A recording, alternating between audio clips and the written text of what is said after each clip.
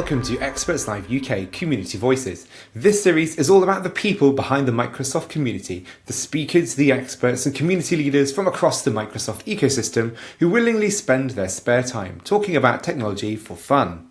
I'm Bruce Cullen, and in each episode I sit down with speakers and community leaders to talk about their journey, how they got started, the challenges they faced and what led them ultimately to where they are today.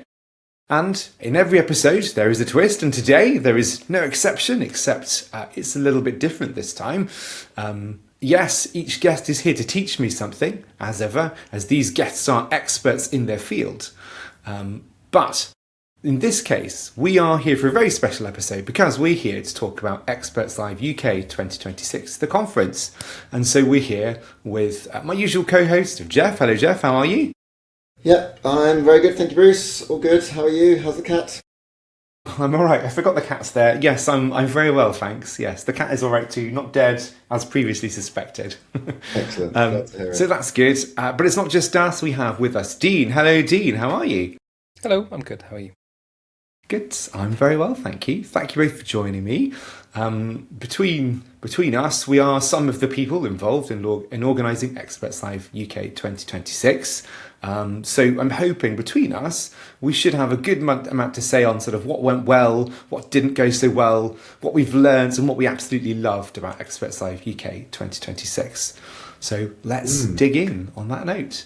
Looking back at the whole event, what was the very first memory that pops into your head for each of you? I'm going to go to Geoff first for this one. Well, it's been a couple of weeks and I went from kind of obviously the incredible energy of the event to back into the everyday. And it's been pretty busy since. So I've sort of gone through waves of, that post-community buzz, those post-community blues, and then just being so busy I can't even think about what I'm doing. And actually my first thought when I look back was blur, because it actually went so fast. And it's one of those things where you wish you just took more kind of mental notes and remembered more things. It was just a complete blur.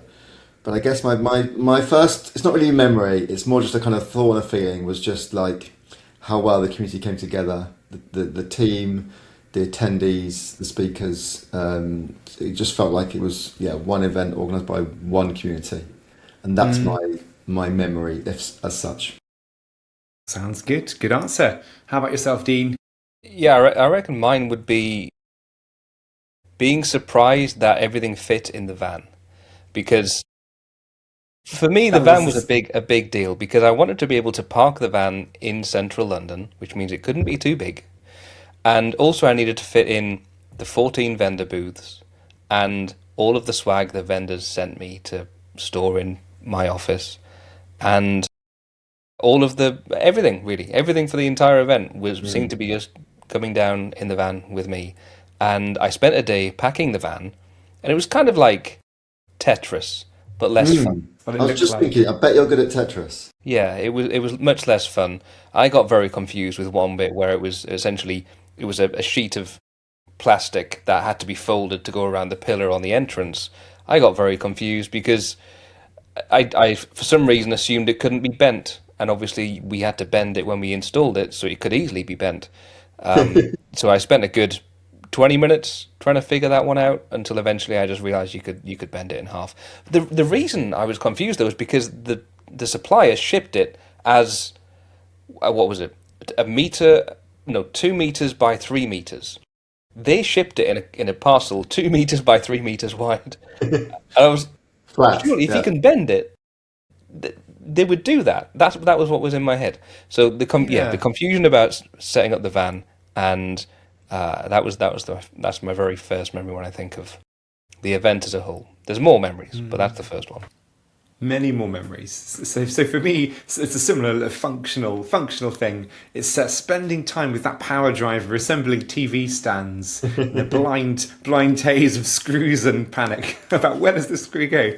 But it's that. But it's also the fact that in that moment, it wasn't just me by myself. There were people around who I hadn't met before, other vendors who were there as sort of sponsors who were like, "Would you like a hand with that?" Which was like really gratefully received and very surprising. So that's my first memory. Of course, there's no such thing as a good show without somebody spilling blood, and it had to be me with a screw through the finger, but that's all part of the fun. Nice, nice. So I mean, moving on. I think the fact that the thing you're talking about, the setting up the TVs, actually happened during the pre-day, which is Yes. with the first day of the event, obviously, but when everyone was in the sessions and we had a huge number of people there for the first day, Yeah. which originally assumed was going to be a smaller pre-day than the actual event, but it turned out to be the same number of people both days almost.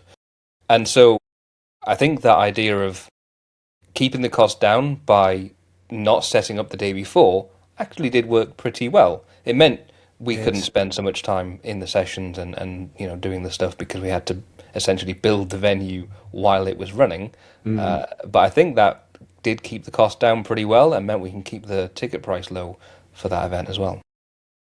Which is very important, Mm. when it comes to a community event, the most important thing is that community can come. And if it's, Microsoft Ignite prices, that is not going to happen. Yeah, yeah, but you're right. Other similar events, particularly in the Experts Live brand, they get about 25% of their conference attendees to pre-day workshops, whereas we had more like 75-80%. So it was hugely disproportionate to what we were expecting and what others experienced, which is really cool. But yeah, just another curveball to throw at us.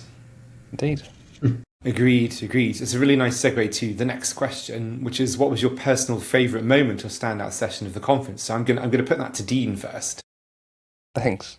Standout moment or session.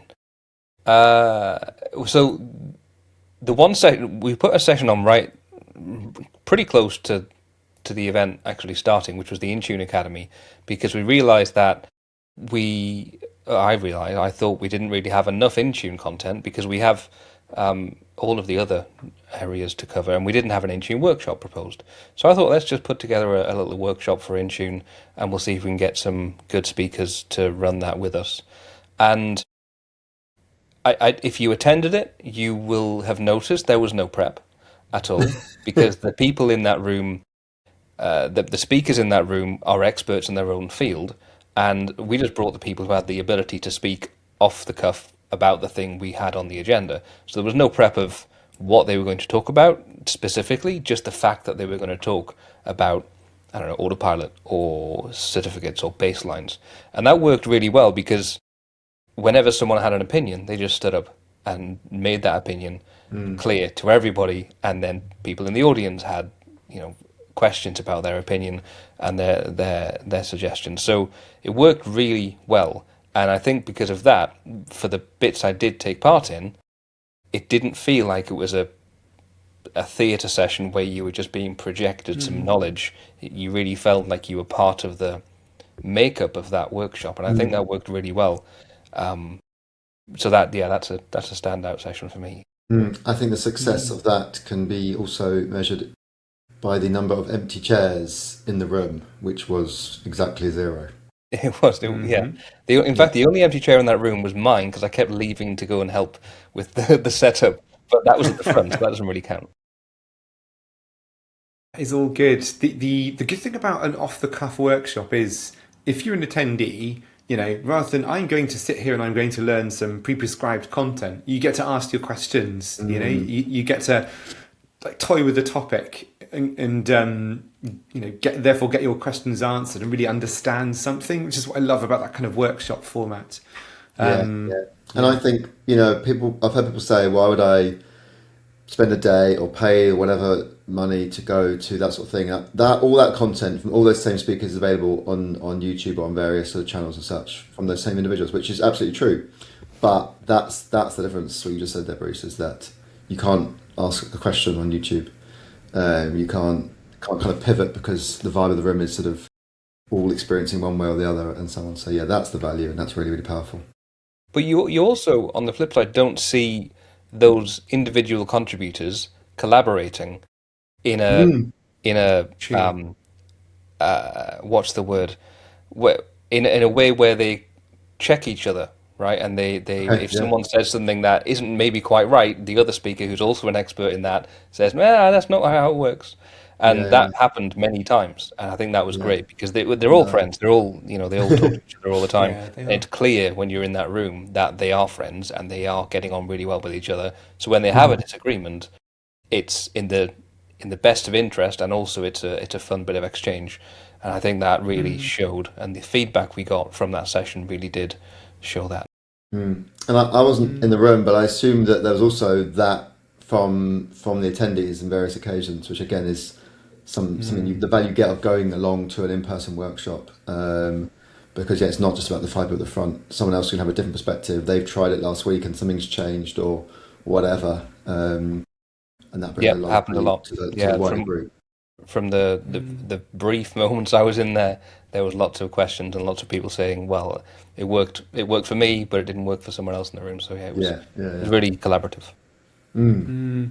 It's the difference between, like, when you're preparing for one of the Microsoft exams, thinking back to my very few a long time ago Microsoft exams, you can learn the answer to a question, but it doesn't mean you can necessarily do it. Whereas in a workshop kind of setting, because you are, toying with an idea rather than simply learning the answers to questions, you're going to get a deeper knowledge. You're going to learn from those around you, not just the speakers, but as you say, attendees who go, well, that didn't work for me. I tried it and this worked for me, which I just love about that format in general. For me, there are two sessions in particular. I didn't go to a whole bunch because spent a lot of time with that power driver, assembling and deassembling things. But I did get to some sessions, and I've got two standouts actually. The Women in Tech panel was really good. The similar thing because it was a panel rather than a delivered piece. There was nuance there.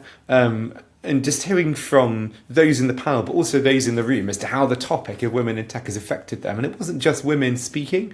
That was a really powerful session for me. And I kind of, like, being honest with you, I wasn't entirely expecting it. I was expecting it to be the other one, which was my other standout session moment. Which was, I don't remember the title of the session, but a session by Reshmi and Jayshree on Copilot Studio versus Azure Foundry, effectively. When would you use each? What are the differences, pros and cons of each? Which was useful from a sort of functional perspective, because that is very relevant to what I'm working on in my day job right now. So there was one that was about the heart and one that was about the head, I guess, for me. Before we move on, I guess, Geoff, is there anything else you'd like to add? Because I haven't directly asked you this question. My personal favourite moment was more practical in nature, and it was when the whole team was busy working, and it was another great example of just community come together because actually all sorts of people were involved in sort of setting up the venue in the end. Some of the sponsors who got there early just sort of pitched in and got cracking, and we're all busy working. And I suddenly looked up from what I was doing, and it just suddenly felt like, wow, like we've built an expo. This is an actual conference venue, and I remember that exact moment of going, okay, yeah, we're on. And that was really cool because it looked proper. It did look proper. I think that moment happened for you before me. I remember looking at my watch and going, how long have we got left? Yeah. All good. But we did make it happen and it was great.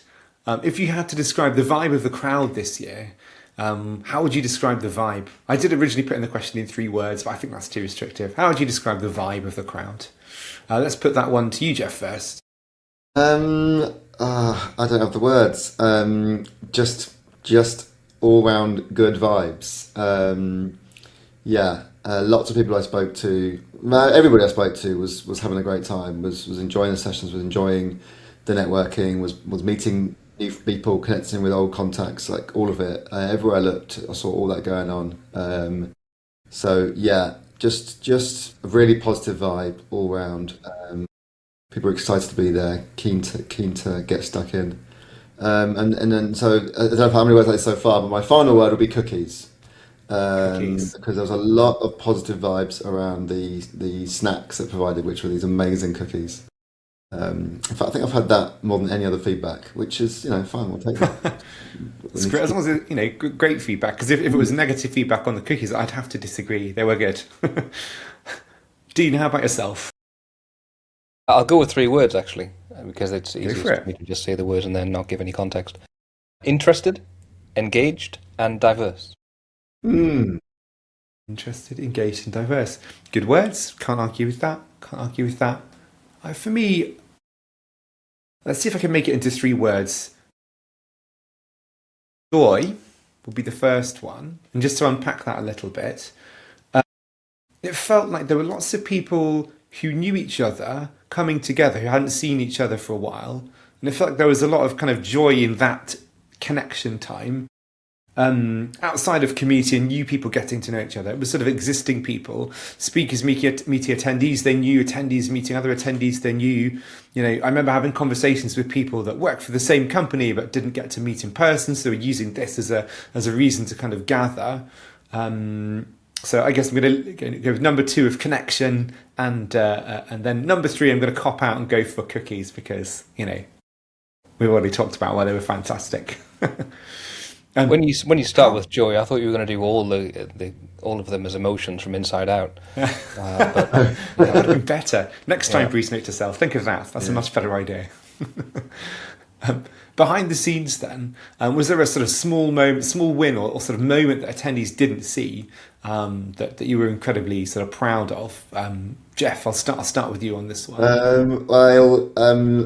It wasn't fully behind the scenes. A, because we were literally in a public place, I'll explain in a minute. And B, because I think someone posted the photograph on social, because it was a really great moment.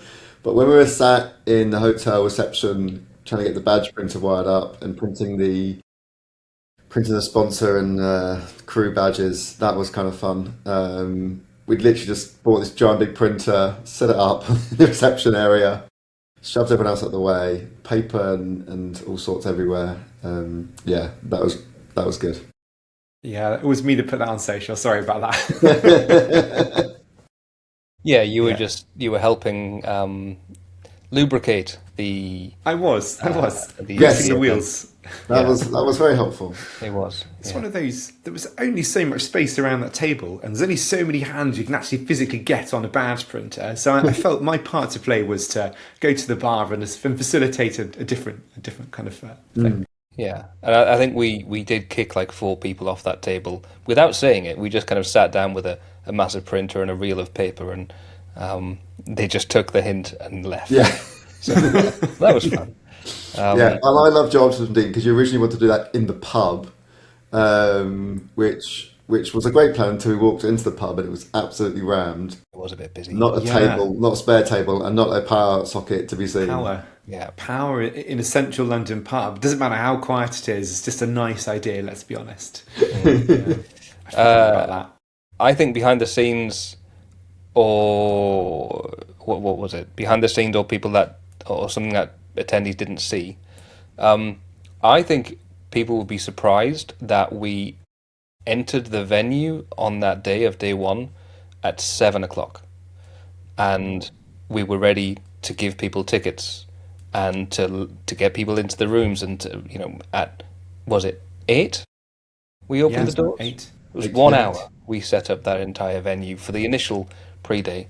Obviously, there was areas blocked off while we were still building stuff, but that was, we didn't buy any extra hours or days for the venue setup, which meant we were able to keep that ticket cost low, like I mentioned. But that, I think you would have expected us to have already done a load of stuff the day before, but no, we pretty much just emptied the van into the loading bay and then picked it all up the next day at 7 a.m. And all just the volunteer team. There was no rigging crew from the venue which is massively different to what we had in Edinburgh for Workplace Ninjas, where we had an entire team, I think it was 14 or 15 essentially event builders building that area in the expo hall for the day, half the day before the event, which cost an awful lot of money. This is the thing. If it's possible to do without the team, you can pass the savings on to the attendees, because that's what the money. We didn't make it's not a for-profit organisation, So that's the benefit, right? So yeah, that is a big deal, I think. For me, there were 2 moments where. So upstairs we had the logistics around badge printing on the day, where it was sort of like we had issues in finding people. We had issues in getting badges printed in time. But the team just kind of came together and made it happen. So it felt to me at the times I was up there fairly sort of seamless and smooth. And the other one, and was similar.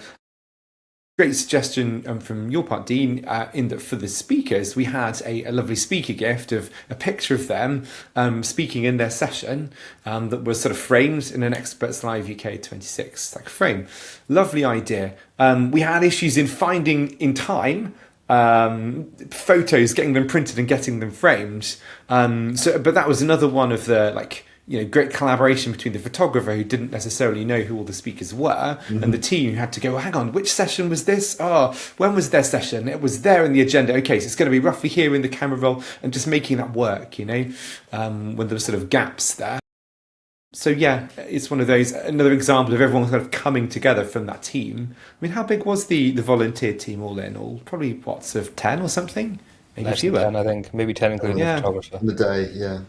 Yeah, it's not a big team. You're right, and I think that idea of the speaker gift idea was essentially to give something as a gift that it was memorable to all the speakers, but also was almost impossible to achieve. So when they walk out their session, essentially they leave for the day.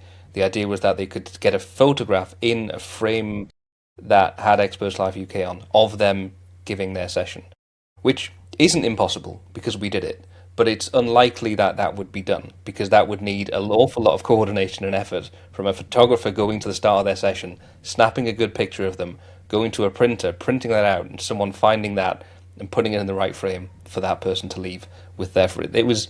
It's ridiculous, but it's a nice thing because then they get to walk out with their gift, which was really personal to them because it was literally their session they gave at that event. Yeah, it's a really nice idea. I agree. So how about any moment of sort of planning or during execution where we had to pivot and it actually turned out better than the original plan?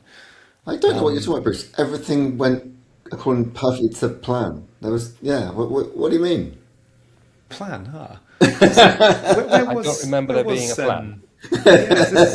Yes, if there's no plan, there's no plan B. Yeah.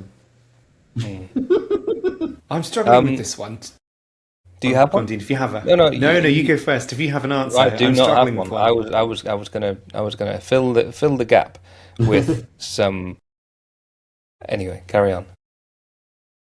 I don't know. For me, there were definitely moments where it was more sort of on the run up when you're looking at like what app or what technology do we use for this or that, for the speaker portal, for example, for the what's it called, sponsor portal, where it's like we just don't know. We could buy this thing or we could build this thing. And Dean, you pulled an amazing system out of the bag. Yeah, okay, it wasn't flawless, but versus paying for some highly expensive system and having to put the ticket price up, I think that those sorts of decisions went really well, all in all. So that would be my one, but it's sort of more ahead of the day rather than on the day, to be honest. Yeah. So looking at the sort of team then, who's the one person or of course team of people who you think just completely smashed it this year and did a fantastic job you'd like to call out? I'm going to jump in because we've already said it a few times, and this is still standing out to me, and it's you, Bruce. And look, the whole team are fantastic, so it's hard to single out one person, but just that memory, and I think I put this in my post-event blog post, that memory of you crouched on the floor with the power drill, with your favourite power drill, trying to figure out how to unassemble this TV stand and put it back in a tiny box. At the end of the event, everyone's knackered under a 2-day event, and there's Bruce just working hard on his own, on his hands and knees, getting the job done. And it really stood out to me as just someone willing to just get something done that needs doing that no one wants to do. So thank you. I appreciate that.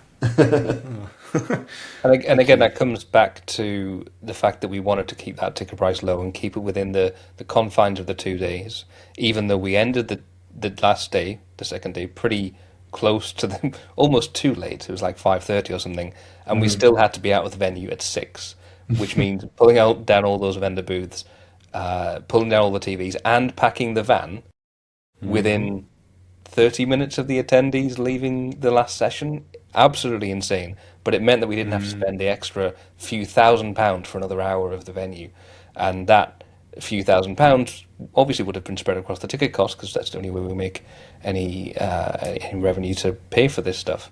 So yeah, thank you, Bruce, for getting stuck in and getting that done. That's all right. I wasn't expecting to be the one getting any shouts out, so that's cool. Well, mine is not to me. I'm afraid to say neither of you two either, though you both did fantastically independently. I really wanted to call out Nate.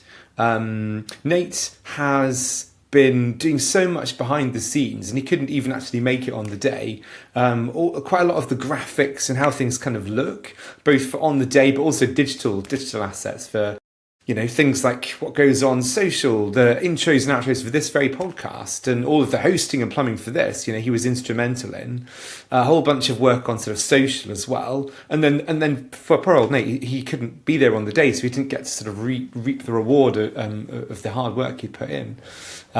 So for me, Nate is the person I'd like to call out this year. Good job. Though of course there were many people, loads of people did things that without their work, would have meant this thing didn't happen or wasn't as good. Dean, obviously, especially you, and obviously you, Geoff, as well, as sort of the two core people organising this thing. Sort of from coming up with ideas to driving things forwards to physically doing stuff rather than just saying stuff and coming up with ideas, because it's easy to have ideas. It's another thing to actually implement them and deliver them. So yeah, team effort, but there are some standouts for me. I think for me, I'll go for a few actually. Morton, who volunteer, helped with the setup of the printers and generally just a lot of experience in doing events because he is an organizer of Experts Live in a different country. And so essentially brought in all that knowledge and just took over the printing aspect, for example. So he recently set up the printers at the Denmark event, and so was able to very quickly get those printers up and running and figure out the orientation of the paper and all that really annoying stuff that will take you a little while to figure out. He just knew it. It worked really well. And then team, I think, back to the Intune Academy, but not just that. Andrew Taylor and Steve Weiner, because they both did the 7 hours of session in the Intune Academy, and then on day 2 they had 3 sessions each. So, and those sessions aren't short. So they were the most worked speakers we had, and they loved it, and they didn't get tired. I think the final session they let people go a little early because maybe they were tired. But it was a great team effort from everyone who spoke. But I think those guys really knocked it out of the park. Yeah, I agree. I think there were 2 other speakers as well that did the 7-hour workshop and then were on the first session of the day on the conference. And that's something maybe we should consider when we're scheduling in future. But yeah, again, that was Jayshree and Laura. Both had that and did fantastic around it. So yeah, that was brilliant. I agree. Yeah, all good stuff, definitely. So what was the most interesting or surprising conversation then, either you had or you overheard people having? Geoff, do you want to kick this one off, please? All the conversations have around cookies. Okay. They're good conversations. Yeah. I'm not talking tracking in your browser, I'm talking baked goods. Yeah. Tracking I your didn't stomach. even see the cookies. Didn't you? No, I don't know. I assume you aren't making this up, but yeah, I didn't Wow. see. I didn't I see them. easily ate can mine verify and your this share, fact. Dean. So, you're fine. Nice. You're covered. Yeah. That's all good. How about you then, Dean? Any thoughts on surprising conversations? I wouldn't say surprising conversations, but I think just the fact that it worked was a surprise in general because there was an awful lot of faith in everyone coming, everyone working on this event. We had complete faith in each other that we would put it all together on the day. Also, we had everyone who would purchase a ticket and companies who'd sent staff to us to take part in the event obviously had complete faith that we were going to put it off, and it just worked. So yeah, that was a surprise for me. It wasn't a conversation, but the fact that we didn't have any very bad conversations about the event was a surprise. Yeah, very true. Very good, very good. I actually do have one. After the workshop pre-day, I went to the pub with a couple of the volunteers for effectively it was originally going to be sort of a debrief on how the day went, but we met an attendee on the way, a guy called Peter who joined us, and the surprise there was just that, like in my experience of conferences. The attendees want to spend time and want to interact with the speakers because they have knowledge and that's interesting to them, but not so much with the organising team because like especially when like your gift is you're good with a power driver. I mean, in the conversation in the context of a tech conference, it's not particularly sort of useful, is it? Let's be it's practically very useful, but not so much to an attendee. So just that someone like Peter was willing to spend his evening with us to sort of hear how it's been behind the scenes and to give us his like honest reflections on the thing was very surprising for me and was great, fantastic. Yeah. So we've said lots about this year. How did it compare to last year? How did it compare to previous Experts Eye of 2025? Geoff, maybe I'm going to ask this one to you first. Well, I guess my first thought is bigger. I think I'm bold enough to say also better. Bigger isn't always necessarily better, but I think we just executed better. Yeah, but in terms of bigger, like quite significantly bigger, it was significant growth. Sort of content-wise, we went from 2 concurrent sessions to 6, and therefore number of speakers also increased significantly because we went obviously the number of sessions increased, and also we had a lot of 2-speaker sessions, which was a really good touch that we did. So yes, the number of speakers went up from I think 11 to nearly 50 or around 50. Yeah, it was 48. Just a lot more logistics and stuff to organise around that, and then obviously attendees also well over double.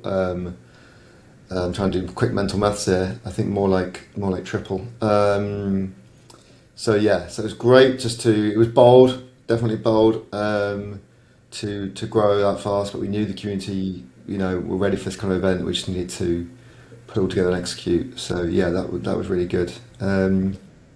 And yeah, I guess I was hoping I would be able to say at the end of this, oh yeah, it felt a lot more like we knew what we were doing, having done it once before. Not necessarily true. It still felt like we were, flying by the seat of our pants an awful lot. But maybe on reflection, that's not true. We did actually grow and learn a lot. It's just hard to see it when there was still a lot of making it up as we went along. I mean, everyone's got to learn and do things the first time, sometime, And it wasn't the same venue. It wasn't exclusively the same team. There were people who worked both and whatnot. I was at both, but I was not there as an organizer in 2025. So while I've got a perspective on 2025, it's very different from being on the other side, effectively, where you're making it happen. So definitely. While it's the same name, it's not necessarily the same universally from my perspective. Yeah. We did have 3 of the same sponsors, and that was really, really nice. That people came back. That's always encouraging. Yeah, I think I was just starting to be an organizer of Experts Live with you when that event was being prepared, but I stayed out of it because you were already well underway with the organising, so I was able to see it as an outsider and then come in and join you for the organising of 26. I honestly don't think there's any real comparison between the two because you were really starting to build up that momentum with the brand and with the UK audience, and I think it was even a half-day event, wasn't it? It wasn't even a full day. It started at like 10 and ended like at 4 afternoon into evening, so a full day but shifted to the second end to the end of the day in an odd way. Yeah. But yeah, I think it grew up. Yeah, definitely. I'd like to think that we although it grew significantly in size and maturity and cost and all that stuff, I like to think that we kept true to the kind of grounded to the community feel. It obviously is, as we said, still a community run by volunteers, non-profit event. Hopefully that, I think it's to add that feel rather than a sort of corporate thing. Yeah, I would agree. I would definitely agree. We've talked quite a lot about sort of what we've done in the past, so we're going to move us on actually now to next year, because we have actually already started, only kind of just, but we have started planning for Experts Live UK 2027. What can we tell listeners so far about the shape of next year? What are we going to be keeping and changing from what we've learned? Dean, I'm going to ask you this one first. Well, what are we keeping? The venue, ideally. That's probably going to stay the same, hopefully. There might be, we're hoping for that. There is some slight constraint with the venue in that it's pretty limited capacity wise, and there is some feedback that we got about the venue. For example, there's not a quiet area for you to take a phone call or to do some work. Really great feedback that we got about this, but if we're going to keep that venue, we can't and keep the same number of sessions and all the stuff that we got the good feedback on. We also can't spring a room up out of nowhere that's quiet enough for you to have a conversation with a colleague about work. So there's that. But yeah, the venue definitely is going to stay the same, ideally. Other things, I think the session length went pretty good. There were longer sessions, and we got a lot of good feedback about that. In fact, we did an awful lot of 30-minute sessions, mainly because we had so many good sessions to select from. Yes. We wanted to squeeze more in, to have more speakers there and more opinions and more voices, which meant we did some 30-minute sessions to squeeze them in, and the feedback about those sessions was they weren't long enough. So we need more time, effectively. And so that's when the thing that isn't going to stay the same, ideally, is going to be the length of the conference itself. So we're going to try to do 2 days plus a pre-day, which effectively makes it a 3-day conference. And that's the goal at the moment. There's a lot of considerations around that, and we need to figure out whether that's even achievable. But that's currently the goal, mainly to give more time, to have more sessions, to give more breathing space for people to have conversations, and also to have shorter days. So we don't want to start too early and finish too late, and it would be much more relaxed if you didn't push all the way till the end of the day at 5:30 before the final session ends, and if we could maybe end at 4:30 or 4. And so that's the goal, to try and be more relaxed, but obviously that comes at a higher cost, and the thing we're trying to achieve is to keep the cost as low as possible relative to other events. So that's my input. I don't know what you're thinking, Geoff. Yeah. Oh, I think you covered everything I was going to say. The other point is we're looking at it's going to be a little bit earlier in the year, in May. Someone's got the date. Is it 18th, 18th to the 19th 20th of May? Yes, I have those in my notes. Yes. So just a little, because June, May is not exactly empty, but June is a very busy month for all sorts of things, work and not work. So hopefully it'll just be a little bit easier on everyone's calendars. Indeed. I am very excited about the prospect of more of it, more time with an extra day. And also being more relaxed about it, especially by the end of the day, the main event day rather than the pre-day, because it was such a sort of long day. I did feel like, especially for the speakers who have put on multiple sort of sessions and done workshops the day before, it was a long old sprint effectively, and I think making it more like a marathon will benefit everybody basically next year. So that's something I'm kind of looking forward to. More time to sort of meet and talk to people and generally enjoy it rather than simply be assembling, disassembling, organising, etc. Yeah. So then my final question, really, is if you each had an unlimited budget, an unlimited sum of money and total freedoms to do whatever you want for one of our conferences, what's the one weird and wonderful idea you'd like to try at one Experts Live UK event? And Geoff, do you always like to take this one first?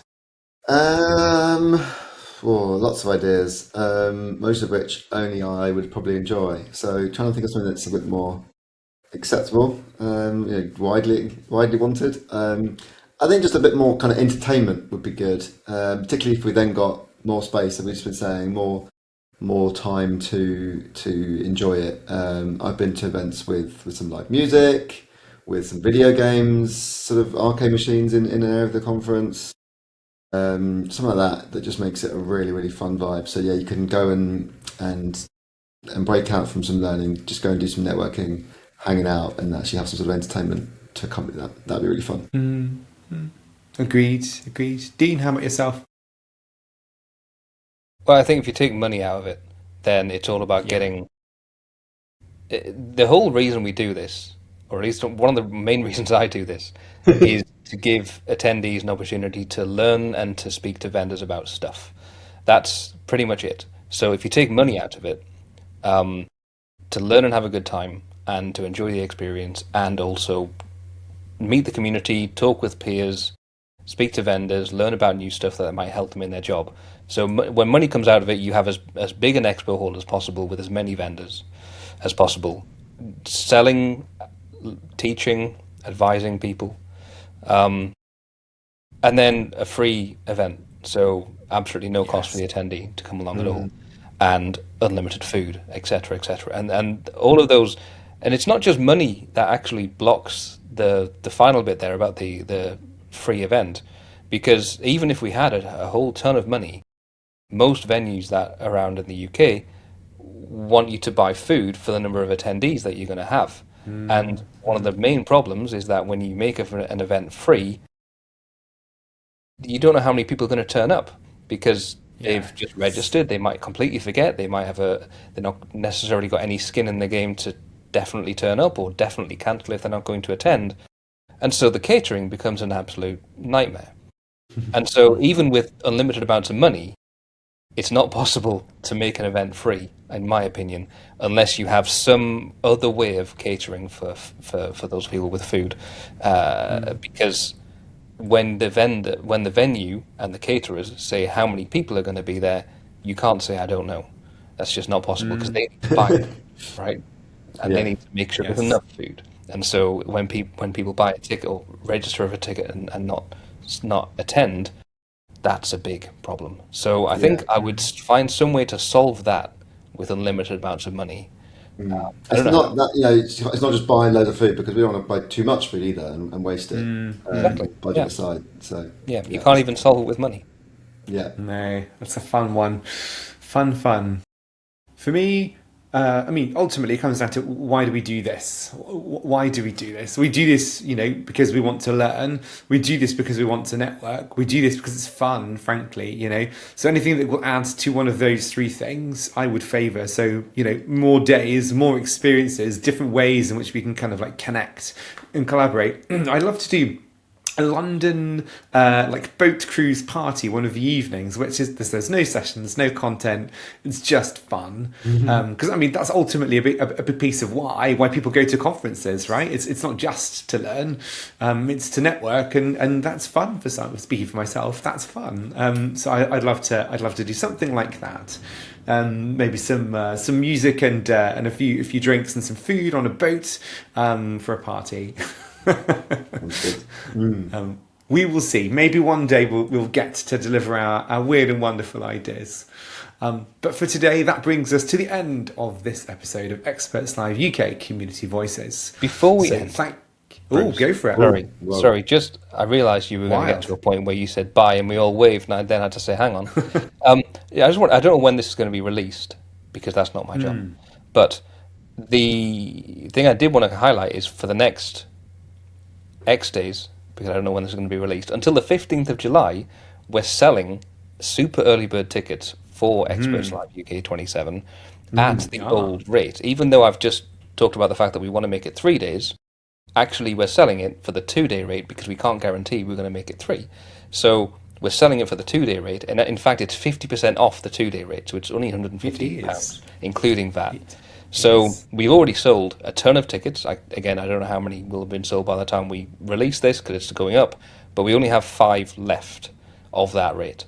So it's worth going and doing that, because if you do register, you will get not only 50% off, but 50% off an already cheaper rate.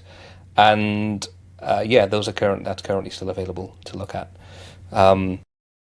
And also on that website, you can see all the previous photos from the event as well. But that is expertslive.co.uk. That's the one. That is all I was going to say. I was going to thank you, and I had that exact information. Did you? in my exit speech, literally staring at it. But that's all good. Now you 'Cause the say most it. important Give thing it is we've a said it. different perspective. Okay, sure. Okay, all right. Fine. Before we wrap up then, I was going to say that while Experts Live 2026 is behind us, we have 2027 to look forward to. So save the 18th to 20th of May in your diaries. Tickets are on sale. I didn't know we only had 5 left, but yeah, super crazy early bird pricing. So we have 1-day tickets at £80, which is borderline free, and 2-day tickets at £150, which is fantastic. So it will not break the bank. I think it is labelled as a 2-day ticket. It's an all-day ticket, depending on how many days we end up having. If you buy that Yeah, 2-day we're ticket, calling it multi-day ticket because we don't know if it's going to be 2 or 3. It's going to be either 2 or 3, and we're aiming for 3. But we're calling it multi-day because you effectively get all of the days, and you can get all the attend days. All the stuff ticket, all the things ticket, and all of those tickets are available at expertslive.co.uk. So please do go check it out and save the 18th to the 20th of May in your calendar. So all that's left to do is say a huge thank you to my guests and co-conspirators for sharing their experiences of Experts Live 2026, and of course their expertise for Experts Live 2027, and for teaching me something new without making me feel like I should have known it already. Though this time not about tech, about event organising. So please do join us next time for our next guest, Areti Isles, who is a customer experience and power platforms MVP and head of professional services for Telefonica's AI Business Solutions division. I would normally ask for questions from my guest, but in the spirit of full transparency, this one was actually recorded before this episode, but I'm going to put this episode out first. So I can say with confidence this time that it was a great episode because it already exists.